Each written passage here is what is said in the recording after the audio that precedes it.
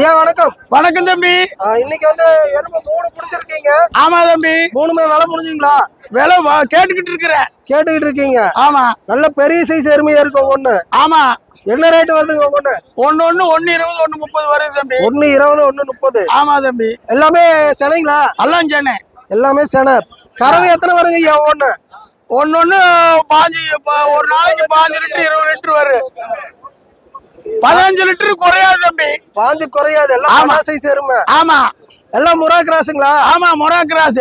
Mura cross. இந்த மாதிரி எருமை வேணும்னா சந்தைக்கு வந்தா வாங்கிக்கலாங்களா? ஈரோடு வந்தா வாங்கிக்கலாம். இன்னைக்கு வந்து எத்தனை உருப்படி வாங்கி கொடுத்தீங்க? இன்னைக்கு ஒரு 6 எருமை வாங்கி கொடுத்தேன் தம்பி. 6 எருமை வாங்கி கொடுத்துருக்கீங்க. ஆமா. சரி சரி. இது 3மே செனை எருமை. ஆமா தம்பி.